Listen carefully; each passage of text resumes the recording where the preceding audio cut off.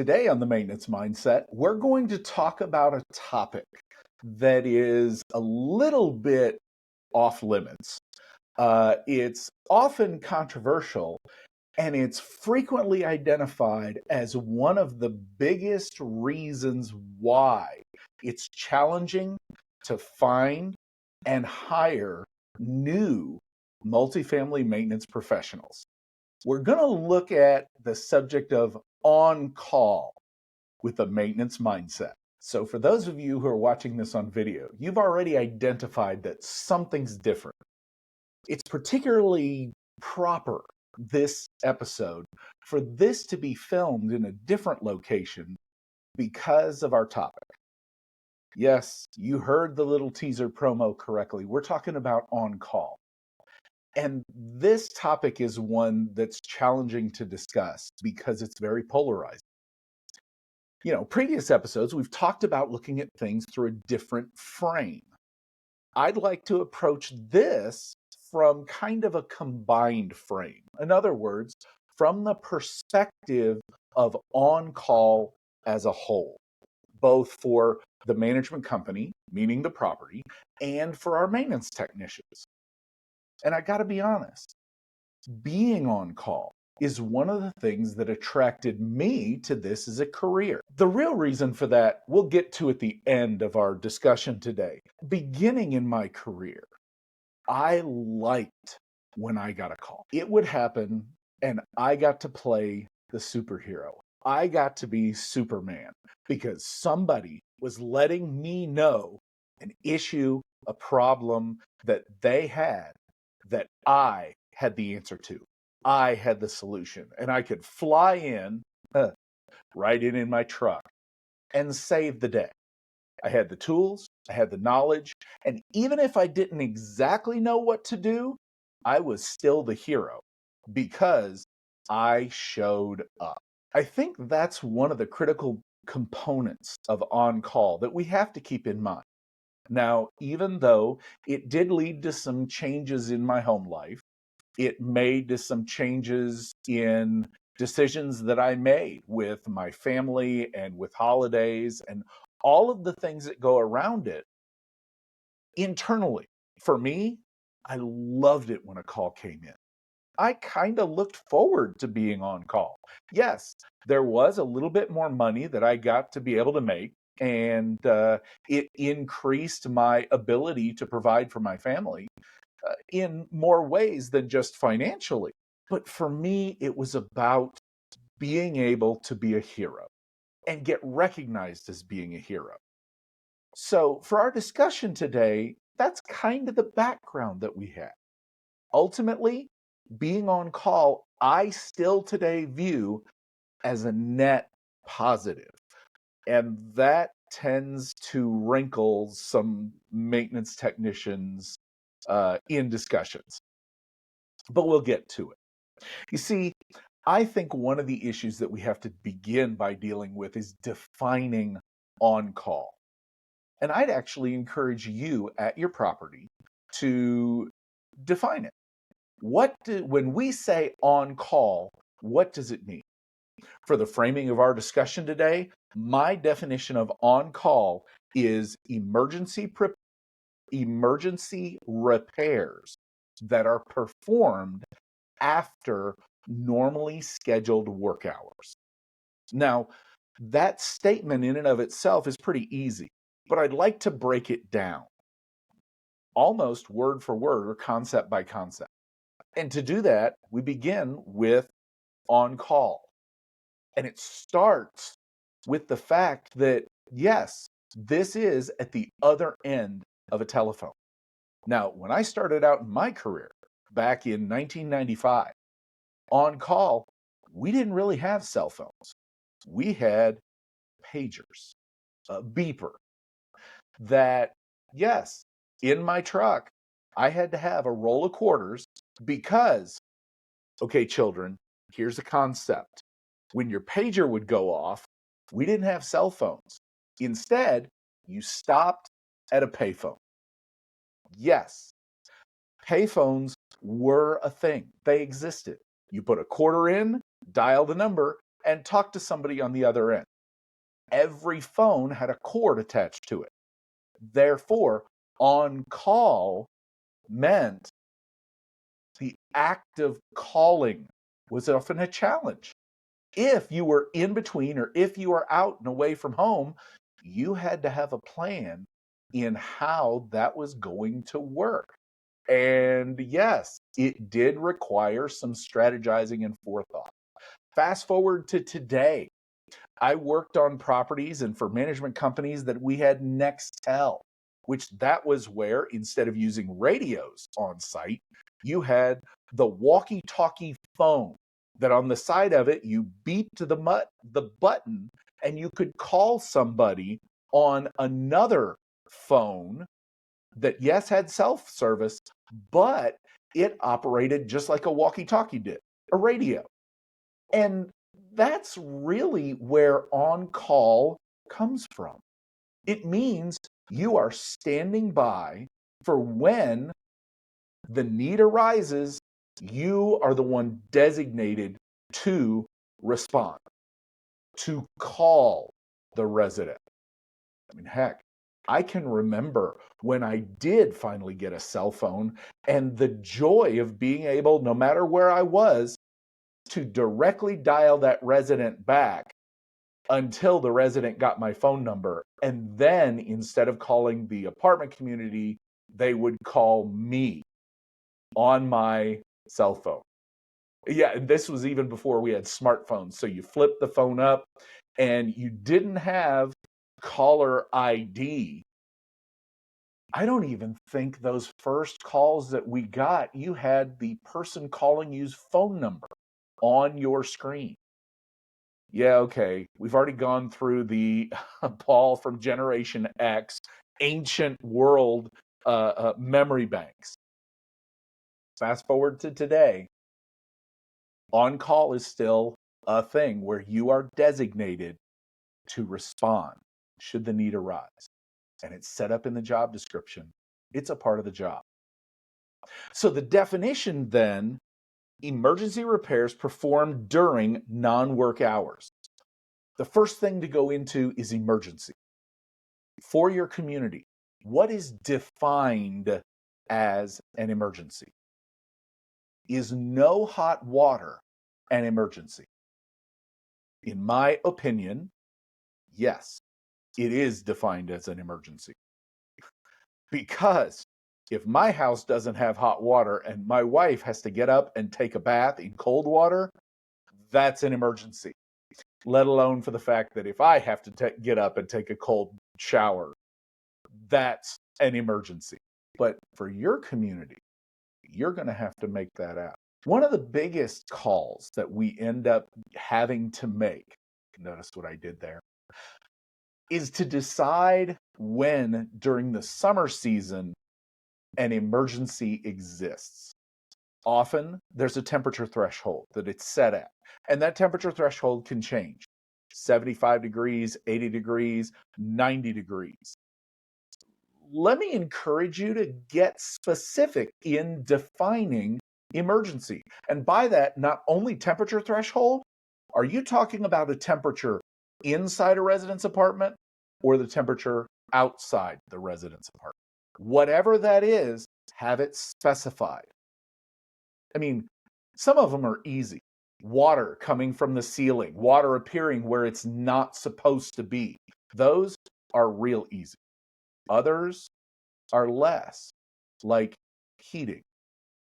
If somebody calls in and says, I don't have heat in my apartment and it's 70 degrees outside, is that an emergency? Questions like these need to be sorted out before somebody goes on call. Second, be sure that if a resident calls in with a request that they say is an emergency, but it's not spelled out in your policies or procedures in that definition of what is an emergency, be certain that your maintenance technician, or if you are a maintenance technician, be certain that you have the backing for whichever decision you make. In my mind, the person taking the call is the one that's on the hook. If a resident calls in and the person on call makes the decision that whatever that call is, if it's not listed in the definitions, then it's up to the technician to decide. And whichever they decide, on-site leaders back them up. If they were wrong, separately take them aside and say, look, we need to respond for whatever this was, or we need to not respond for whatever this was. But in front of the resident, back them up. These are people who are designated in the middle of the night that they will respond for a certain set of parameters. If the call responds outside of those parameters, then, in my opinion, it's up to the technician to decide. If you think differently, then property manager, community manager, regional, whoever it is in your phone tree, be ready for a phone call and accept that phone call if you're going to expect for that technician to get in touch with you to make the decision. The next section that we need to define in there, we've got what on-call is, what an emergency is. The next thing is repairs. Have a definition for what you consider a repair versus a bandaid. And ensure that your team is empowered to perform one or the other, whichever is the preference. Some property managers that I've worked with in the past have said, I want you after hours to only do the repairs that are needed to get it through to the next day. Other management companies have stated, I want you to fix that as completely as possible. Yes, that means if you're in a place where you can perform that major repair after hours, go ahead and do it, because that will save us time the next day. And if we can save a trip back during normal hours, go ahead and take it. In my opinion, you're out there at night, it's late. Do what you can reasonably to fix it correctly. Don't enter an unsafe situation. Don't just throw a Band-Aid on whatever it is. I'm not a fan of short-term repairs for long-term problems. If after hours you can do something to get you through till the next day, if it's a Band-Aid, I'm not a fan. If you can do something that furthers along the long-term repair, and then be sure that you come back in the morning, then go ahead. Do it that way. Ultimately, the person who is there has the decision ability.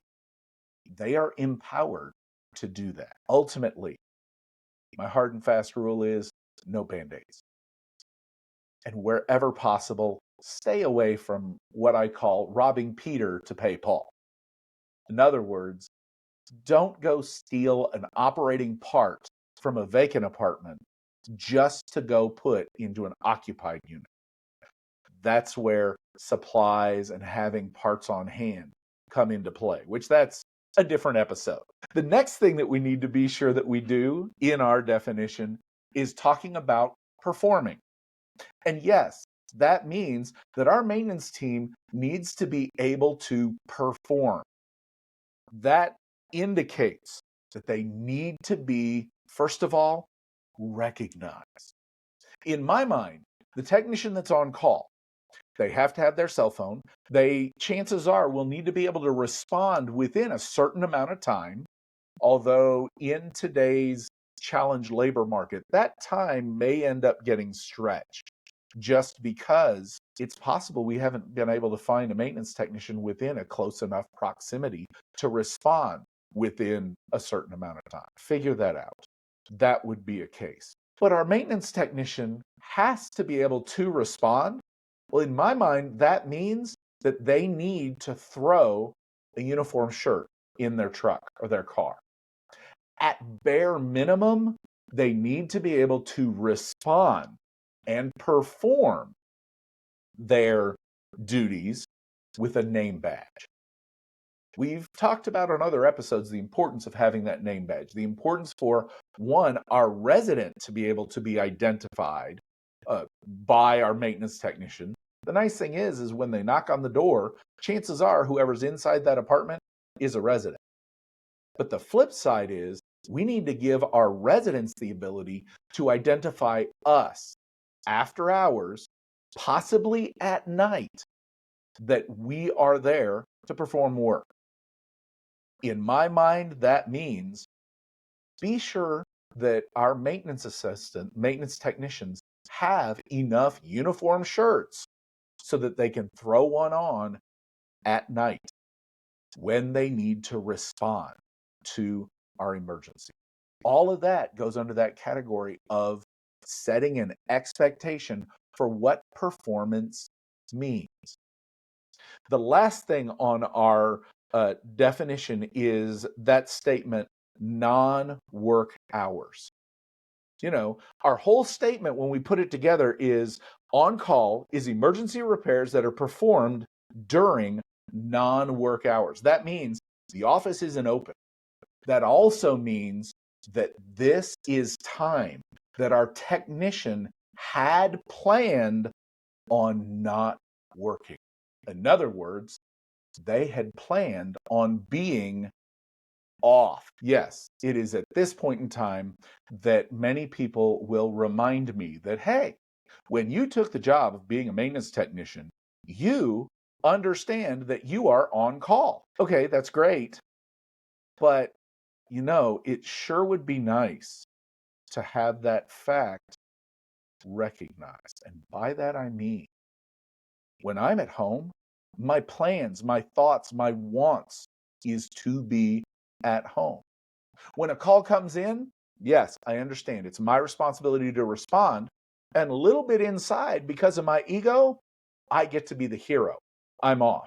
I'm gone. But I got to thinking about this concept of non-work hours. And really what we're talking about is being interrupted. And what is the effect of being interrupted? Actually, let's talk about that right after this short break. So I had a conversation a few years ago now with both a community manager and in a very short time frame thereafter, a regional manager. And they were complaining about mumblings or grumblings that their maintenance technicians were making about having to be on call. And I remember very distinctly the property manager asking me, why is it such a big deal when maintenance is on call? I mean, I'm on call 24 hours a day, 7 days a week. I will always get a call. Yes, that could be true. However, those phone calls of the property manager through our discussion, she eventually agreed with me that those could be solved over the phone. Often they were about money or about something that needed to occur. And if an in-person visit would be required, it would be scheduled during work hours. The regional actually gave a little bit of a similar take on the discussion in saying that, our maintenance technicians, they should be prepared. They understand that they're going to be on call, and that's why we rotate them in and out. I said, okay, but what about communities that only have one maintenance technician? And that maintenance technician is, as the property manager said, always on call. What kind of toll does that take? And the regional says, well, we tell them that during the interview, so they should just understand it and take it as a part of the job. Okay, I can kind of see that point. And maintenance technician, if you're in that position, be sure that during the hiring phase of your interview process, when you get to the point of salary, figure out what that cost is. What's that worth? And you see, it's that part, the cost, that I think we need to talk about a little bit more. And by that, I'm not just talking about salary. Now, there is a little bit of salary that is involved. And yes, from a maintenance technician perspective, there is a lot of discussion that I end up talking with of, I don't like going out for call. I don't make any extra money because it's taxed at a higher rate. Actually, I did a little bit of looking into that. Now, full disclaimer, I'm not a tax attorney. I don't pretend to be one on TV. But looking at the tax rate, my understanding is that on-call hours are taxed at the same rate as your normal work hours, at the same percentage. That only changes when you work enough overtime to put yourself up in a higher tax bracket. Then you will be taxed at a higher rate. And I guess you could argue because of on call. But I think at that point, you're kind of arguing semantics. The end result is most places in the country, when you work any hours over 40 hours a week, you get paid time and a half for those hours that you're there. But that actually takes me back to the call piece. The call piece. And by that, I mean cost. What is the cost of on call? Not financial, the cost. You see, I got to looking into a study and I wondered what it's like or what the toll is on interrupted work, because that's what it is when you're on call. Your home life, because based on our definition, is after normal working hours, our home life is interrupted. You see, I found a study, and this study is publicly available. You don't have to go anywhere extra for it. The study is called The Cost of Interrupted Work. It's available for free by download. You can look it up on your favorite browser of choice. It's put together by Gloria Mark with the Department of Informatics of University of California, Irvine, in partnership with Daniela Goodith and Ulrich Glock. I apologize for messing up their names if I did so.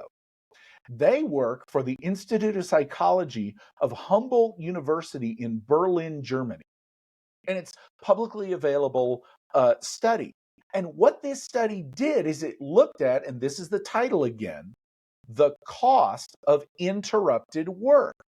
And I'm looking at it or thinking about it for the fact that if this is work that's performed after normal working hours, in essence, we are interrupting home life.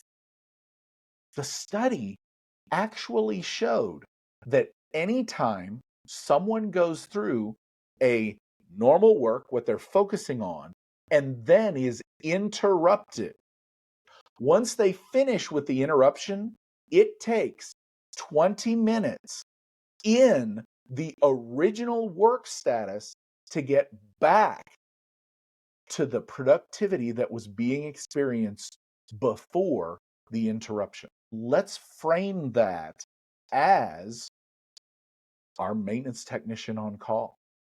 Now, our maintenance technician on call, they're at home. They're off of work. They're doing whatever it is that they do in their free time. For me, that means at home with family. And then a call comes in, an emergency, have to respond. Great. We go, we respond. I get paid time and a half in order to respond. Then when I get finished, I come back home. For most of us on our management companies, when we get back home, the clock stops. It may be different for you at your management company. Verify what your times are. But in essence, we stop being paid when we get back home.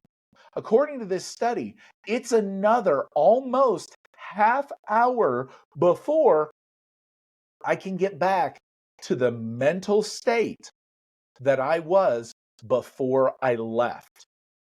And you see, that in my mind is a cost of being on call. See, this study ended up looking at how that worked. And the summary I found to be very interesting because what they determined, and the whole reason why I think we can interpret this study this way, is one of their findings was that context doesn't matter. In other words, they ran a test to where somebody had to write emails. They were writing emails and then they would be interrupted in the email they were writing to go do other work. And they classified other work in two ways. One way was in context. In other words, what if somebody is writing an email and they get interrupted by being forced to write another email, a different email? Once they finish that different email, how long does it take to get back to the state of mind, the frame of mind that they were in on that original email? That was roughly about the 20-minute mark. They also found of non-context interruptions, meaning somebody's writing an email and then they're interrupted and asked to go, I don't know, into another room and work on a pegboard for a little while.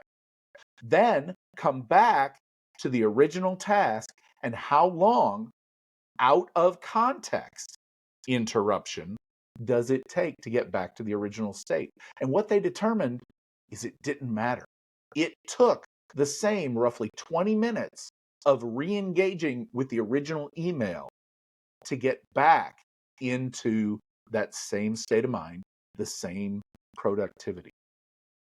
If context doesn't matter, then whatever activity I'm working on, if I get interrupted with that already planned activity, it takes me 20 minutes once I'm back to get back into it. And that's why I think it can apply to on-call. Now, it was interesting to me in reading this study that what they actually found, though, is that when you come back, or if you know there's a chance you're going to be interrupted, the people in the test sped up their work. The test even acknowledged that this could be a net benefit as a worker, that the job gets done faster.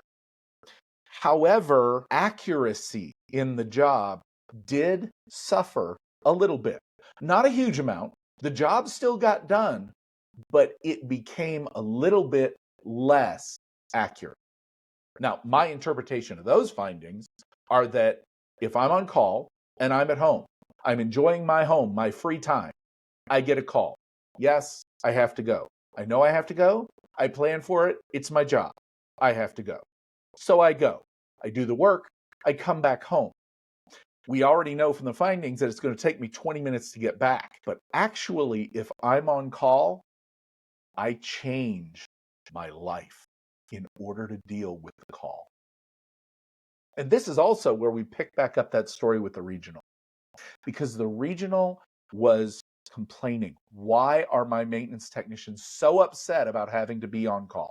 In this story, I happened to point out to her that you had a nice dinner tonight, didn't you? And we happened to be out at a restaurant having this conversation. And she said, yeah. I said, I noticed you had a glass of wine with dinner. She says, yeah. I said, your maintenance technician that's on call can't. They might like a glass of wine or to have an adult beverage of whatever kind or type.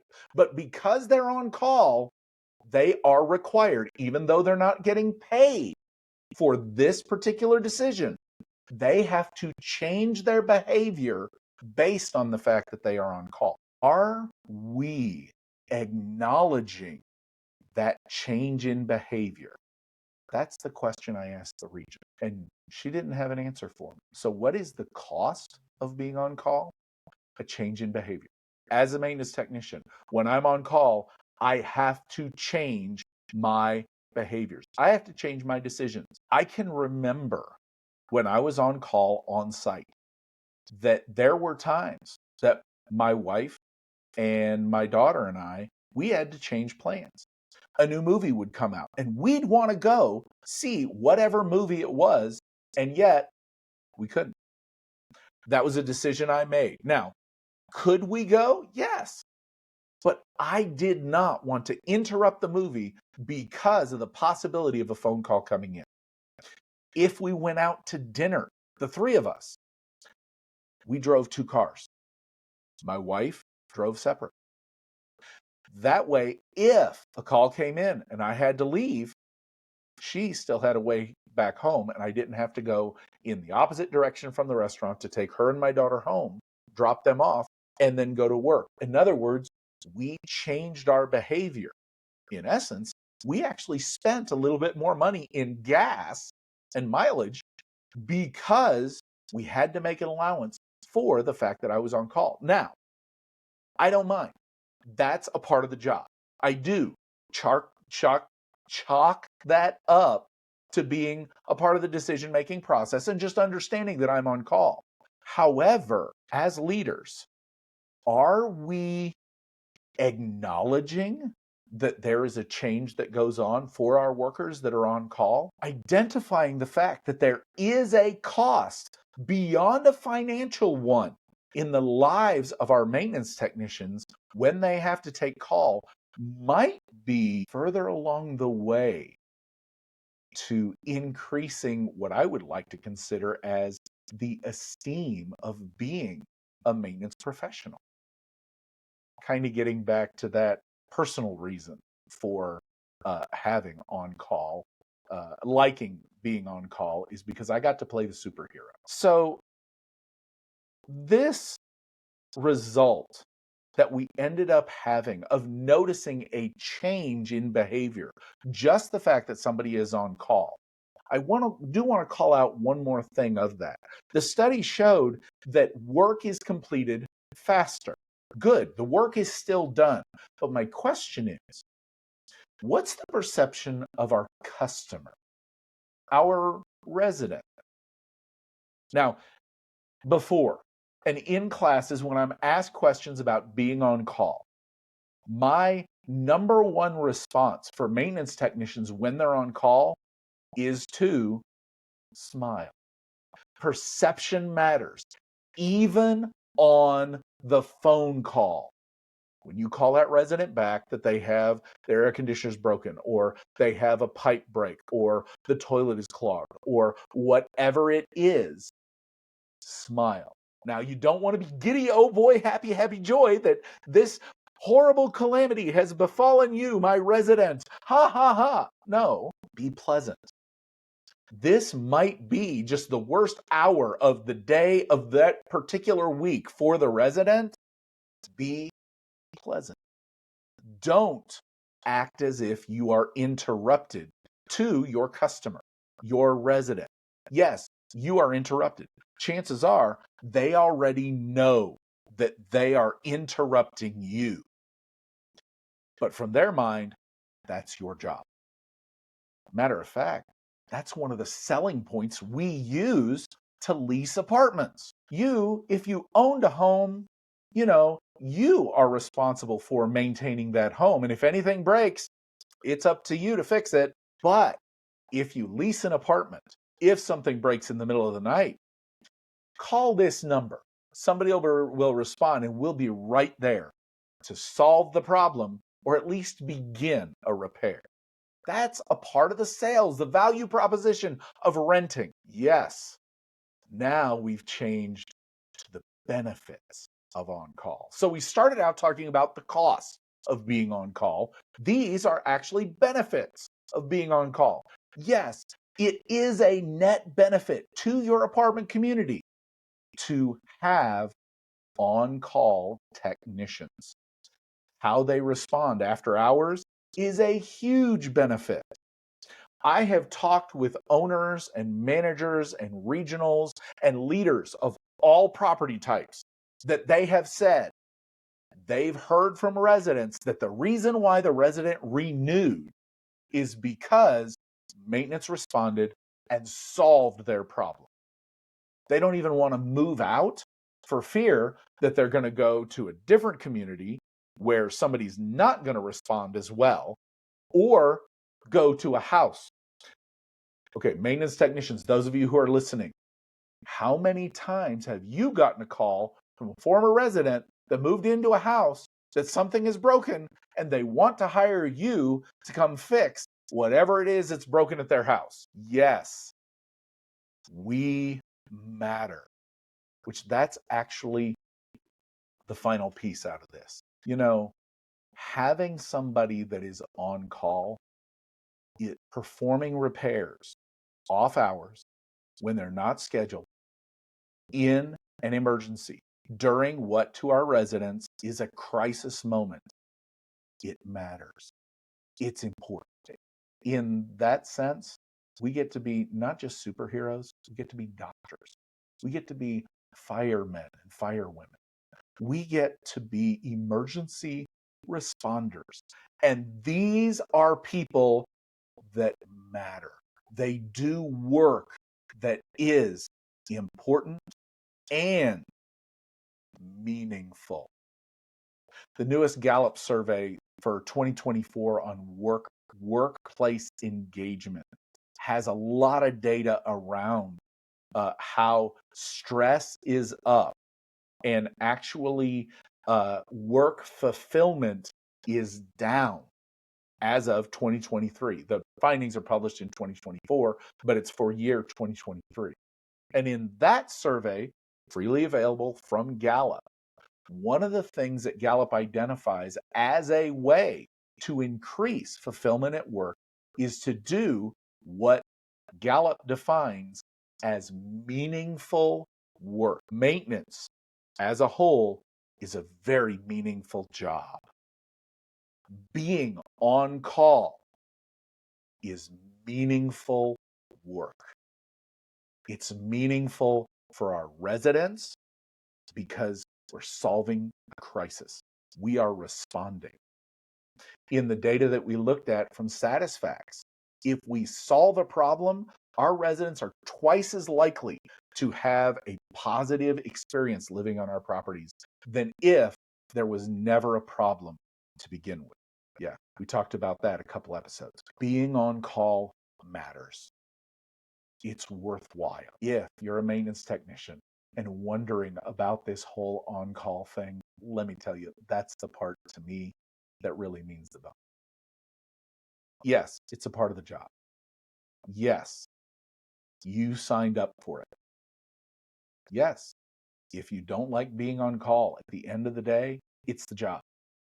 I honestly don't believe there is, at least at this point, a meaningful way where after hours response is going to be taken away from this particular career choice anytime soon. You can advance your career far enough. There are, to get to the point to where you are no longer on call. Myself, for instance, I today am in a role, in a job where I don't take call. Instead, I travel on the road. So in other words, for 24 hours a day, for however many days I'm on the road, I'm kind of working.